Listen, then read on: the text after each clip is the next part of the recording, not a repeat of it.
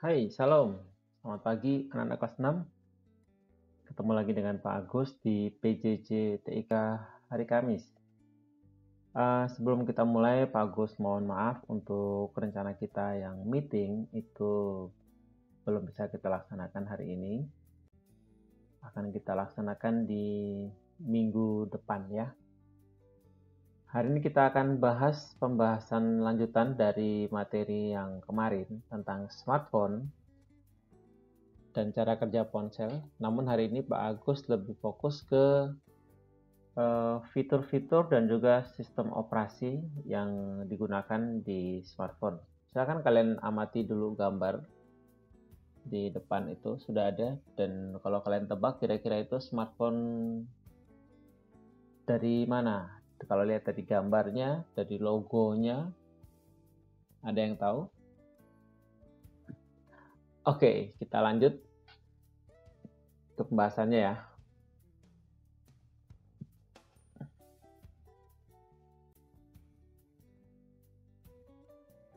Siap belajar, siapkan buku dan alat tulis, catatlah hal-hal penting untuk persiapan ketika mengerjakan tugas di classroom. Baik anak-anak, selamat belajar. Tuhan Yesus memberkati.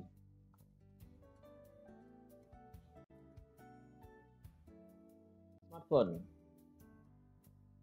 Bagi anak-anak sepertinya smartphone sudah sangat dekat sekali ya. Dan sudah kalian kuasai, menurut Pak Agus juga begitu. Definisinya atau pengertian dari smartphone itu sendiri adalah telepon genggam atau telepon seluler pintar, atau ada yang menyebutkan dengan telepon cerdas, yang dilengkapi dengan fitur yang canggih, yang mutakhir ya, dan berkemampuan tinggi seperti sebuah komputer. Jadi smartphone itu sebenarnya handphone atau telepon yang mempunyai kemampuan seperti komputer. Oke ya.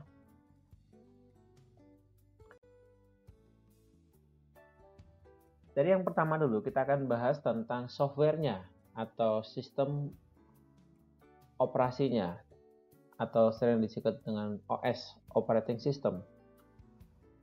Nah, anak-anak sudah lihat di gambar yang kalian pernah pahami atau kalian hafal, atau sepertinya gambar itu tidak asing, itu yang mana?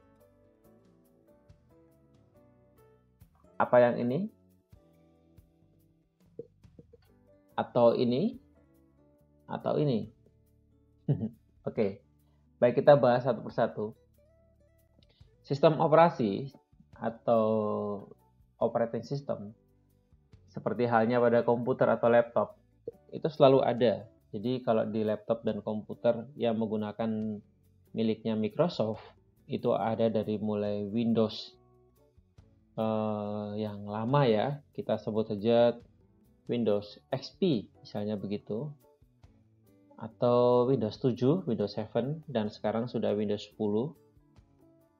Atau kalau tidak menggunakan Microsoft, misalnya menggunakan Linux, itu juga ada.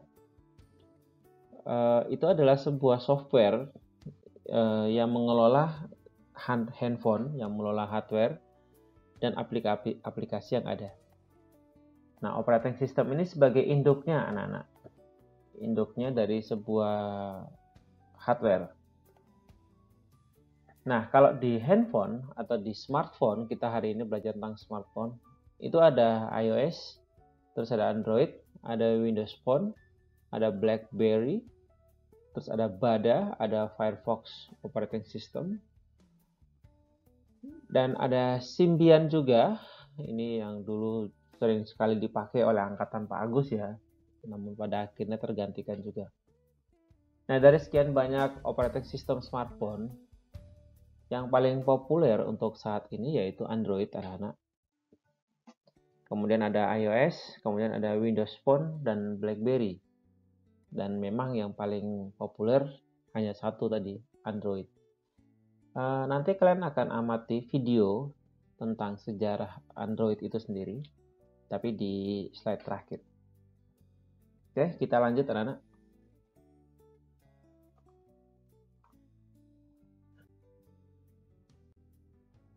Nah, untuk smartphone sendiri yang paling utama itu adalah fitur-fiturnya yang canggih ya, fitur-fitur yang canggih yang tidak seperti telepon biasa, makanya disebut smartphone. Itu ada fitur untuk telepon sendiri, ada fitur untuk SMS juga, dan ini fitur standar dari sebuah telepon ya. Nah, yang agak berbeda adalah mulai di kamera, pemutar musik dan video, internet, editing dokumen, e-book viewer, dan juga aplikasi game. Contohnya seperti ini, nah. Gambar ini adalah tentu aplikasi game. Nah, jadi handphone yang tadinya sekedar untuk telepon itu berubah menjadi alat untuk bermain game. Karena memang fitur smartphone hampir sama dengan laptop ataupun komputer. Ini juga digunakan untuk telepon, untuk mengambil gambar. Seperti kita menggunakan kamera yang terpisah dengan HP. Nah, karena fungsi smartphone itu semuanya bisa dijadikan satu di dalam satu alat yang namanya smartphone, maka fitur yang untuk kamera yang tadinya di kamera terpisah itu juga bisa dilakukan dengan smartphone. Yang gambar ini adalah digunakan untuk pekerjaan office dan presentasi. Yang dulunya itu biasanya digunakan menggunakan laptop atau komputer. Dan sekarang sudah bisa digunakan oleh smartphone. Jadi semuanya masuk di situ. Kalau yang ini alarm yang dulu kita gunakan dengan jam, sekarang ada di smartphone. Dan kita bisa menambahkan fitur-fitur yang lain dengan aplikasi yang kita inginkan. Contohnya misalnya untuk pembelian tiket pesawat terbang, gitu kan, atau pembayaran yang lain. Jadi smartphone benar-benar merubah banyak perilaku kita, kebiasaan kita, dan permudah.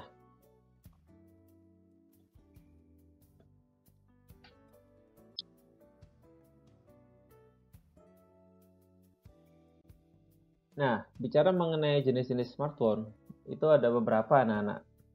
Yang kita bahas pertama dulu, misalnya adalah handphone itu sendiri. Nah, bentuknya kecil ya, dan ringkas dibawa kemana-mana. Makanya handphone juga cukup terkenal. Banyak orang yang menggunakan handphone sebagai bagian dari alat komunikasi dan memudahkan dalam pekerjaan. Dan saat ini handphone juga sudah memiliki teknologi layar sentuh. Jadi dengan satu hardware tersebut kita tidak perlu lagi keyboard yang panjang seperti itu, jadi dia langsung compact menjadi satu di situ, dan menunya juga ada di situ, tinggal kita tekan saja. Nah, anak-anak perhatikan pada gambar, ini adalah tampilan dari handphone.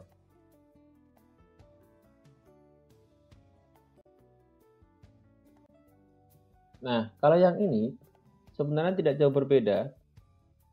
Yang berbeda adalah orang yang memproduksinya atau perusahaan yang memproduksinya. Kalau tadi handphone, kalau yang ini namanya iPhone. Nah, smartphone yang ini dikeluarkan oleh perusahaan Apple, anak-anak. Gambarnya Apple seperti ini. Oke.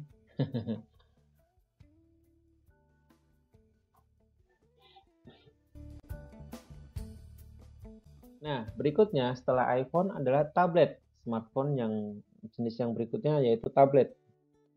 Tablet merupakan smartphone yang bentuknya lebih besar dan terlihat seperti buku, anak-anak.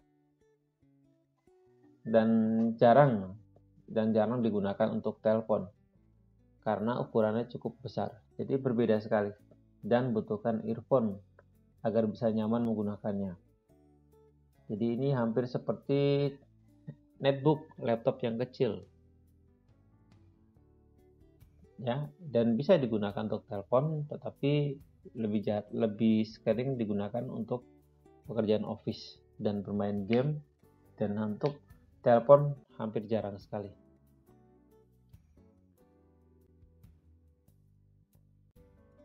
Nah, berikutnya adalah iPad. Nah, iPad itu sama dengan tablet. Yang berbeda adalah perusahaan yang mengeluarkan, yaitu Apple.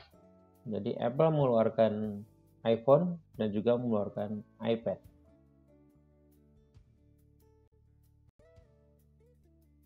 Berikutnya, muncul kembali smartphone yang lebih kecil lagi dan lebih kompak lagi, yaitu disebut dengan smartwatch, jam tangan anak-anak. Tapi bukan sembarang jam tangan pintar yang terhubung dengan internet dan perangkat lain. Jadi dari jam tangan ini kita bisa berkoneksi atau terhubung dan bisa saling telepon juga. Unik.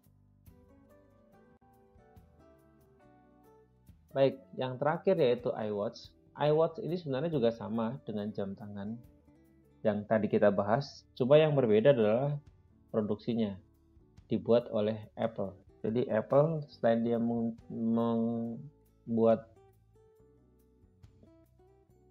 iPhone, dia juga membuat iPad, dan terakhir dia membuat iWatch yang fiturnya juga sama dengan yang smartwatch. Baik, berikut adalah video penjelasan tentang sejarah dari Android. Kapan Android itu mulai muncul dan terkenal, dan bagaimana lika-likunya ketika pendiri Android mengupayakan agar Android bisa berkembang sampai saat ini. Dan benar, Android menjadi software atau aplikasi yang sangat familiar dan terkenal. Mari kita sama-sama amati video ini.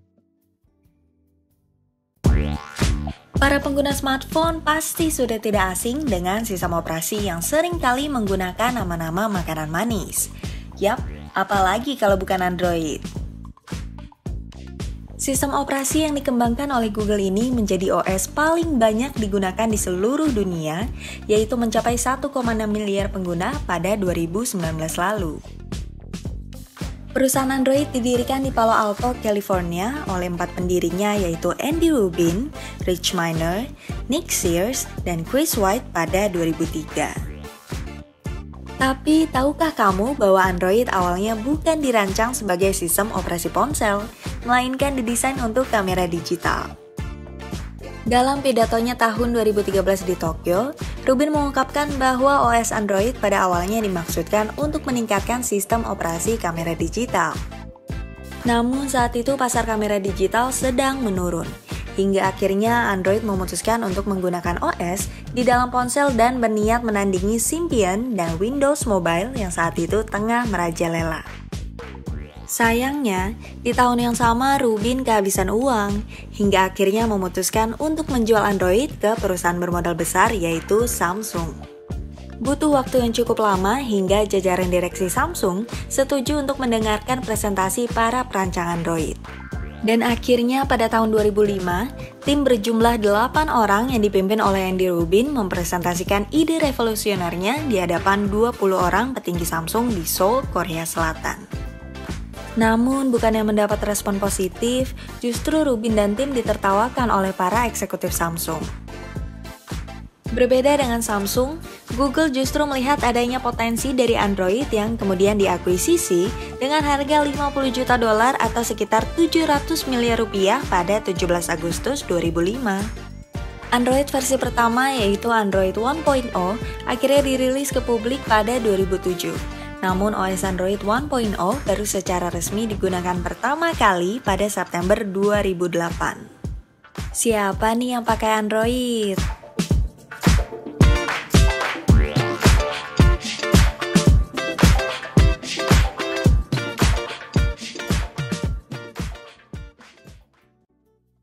Oke, anak-anak, begitulah perjalanan dari Android ketika ditawarkan oleh penciptanya.